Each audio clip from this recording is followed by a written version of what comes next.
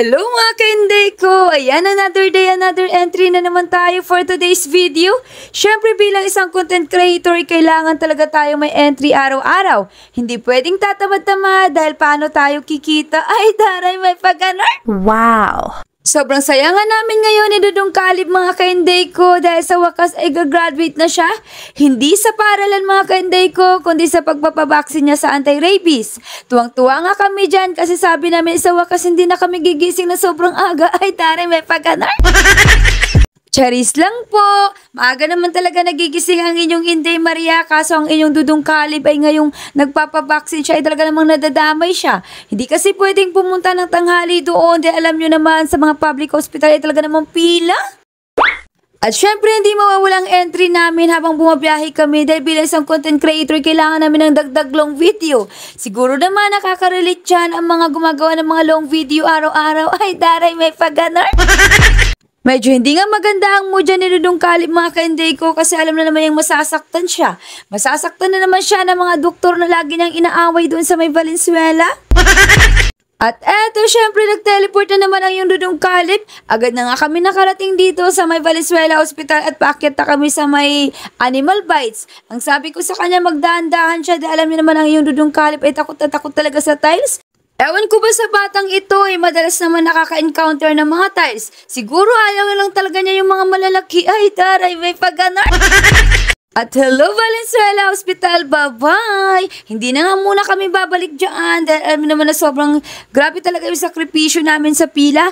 Pero maraming salamat dahil sa inyo ay nabuo ko mapabakunahan ng aking Dudong Kalib. Wow! At syempre hindi mawawala ang pag-video ko sa kanila, ba? Diba? Ito na nga lang pwede kong mag-video dahil alam nyo naman na kapag nasa loob ka ng ospital ay bawal talagang nag-video-video doon. Nakalusot nga lang ako noong unang araw na pumunta kami dito dahil syempre bilang isang content creator kailangan natin maging pasaway paminsan-minsan. Ay taray, may pag-ganar. Charis lang po. In-entry ko na nga dito yung papunta namin mga kainday ko sa may sakayan ng jeep dahil mamaya ay talagang aantabayanan kung madaanan namin ang family park. At charan! Eto na nga mga kainday ko, nadaanan na nga namin ang family park. Hindi na nga kami dumaan dyan ni Dudong Kalib mga kainday ko kasi katirika na talaga ng init. At saka ang alam ko, hinihintay kami ni Inday Sofia ngayon sa harap ng pandayan. Sana lang talaga ay nandoon pa siya dahil hindi man lang namin siya nakachat. Yun kasi ang usapan namin mga kainday ko nung gabi pa lang kaya ang sabi ko kay Dudong Kalib ay kailangan namin bilisan. At habang nasa jeep nga kami mga kainday ko ay kumakain na ang iyong Dudong Kalib. Hindi nga kasi kami nakapag-almusal kanina dahil ang sabi ko kailangan namin maaga. Dahil alam nyo naman pag Friday sobrang dami talagang pila lalo na sa mga public hospital. At syempre, bukod dun sa mga bagong pasyente, ay yung mga kasabay din namin ni Dudong Kalib nag-graduate. Kaya talagang kailangan namin agahan at kailangan namin magmadali kanina. Kaya eto, gutom na nga ang inyong Dudong Kalib at Inday Maria. At nag-chat nga din sa amin si Inday Sofia mga kainday ko na iniwan na daw niya kami dahil ang tagal na niya naghihintay doon sa may pandayan. Paano ba naman kasi ang usapan namin ay alas 10 ng umaga, inabot kami ng alas 12. Kaya sino ba naman ang hindi tutubuan ng ugat? Ay taray, may pag-ganar! At dumaan na nga rin kami ni Dudong Kalib sa may palengke mga kainday ko dahil merong pinapabili si Kuya Delphin.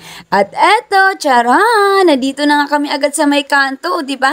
Hindi nyo na nakita yung entry namin sa loob ng tricycle dahil sobrang haba po talaga ng pila doon at talaga namang namumuryot na ang iyong Dudong Kalib. At syempre namumuryot na rin ang inyong ina. Ay taray, may pag-ganar! Charis lang po!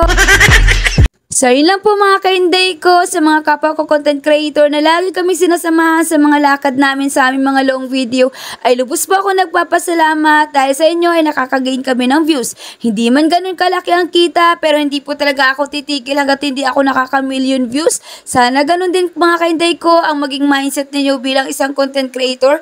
Hanggat hindi pa umaayon sa atin ang tadhana mga kainday ko ay huwag tayong humintong magsipag. Entry lang tayo ng entry araw-araw pa saan ba't aayon din sa atin ang tadhana. Ang sabi ko nga sa inyo, kung para sa atin ay para sa atin. Kung hindi pa para sa atin ay magsipag lang tayo. Ay tari, may pag-ganar. Wow! At eto na nga mga kainday ko dahil hindi kami nakapaghatid ng yelo kahapon dahil wala pang matigas ay agad-agad ko lang inutusan si Inday Sofia na dali na ito sa kanyang lala. Baka kasi marami nang bumibili. At kailangan ko na rin gumawa ng pampalit dito at nang tumigas na. Syempre mga kainday ko, kahit bare-bare lang yan, kapag naipon yan ay lalaki din.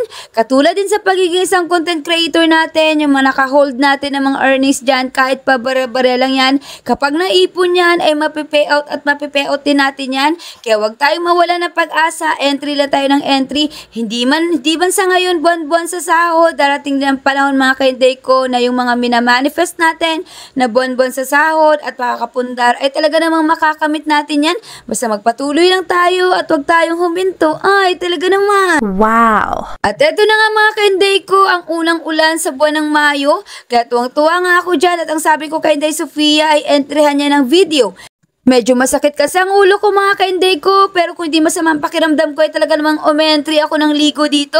Gusto kong gumawa ng content, kaya lang ayoko naman isaalang-alang aking kalusugan. Ay taray, may pag-anar. Wow.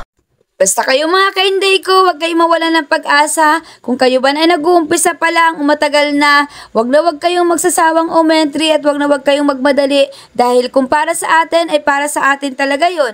So yun lang mga kainday ko, kailangan lang din natin maging masaya sa achievement ng ibang kapwa natin content creator. Gawin natin silang inspirasyon at wag natin silang kainggitan. Maraming salamat pala sa mga nag-follow sa amin. God bless!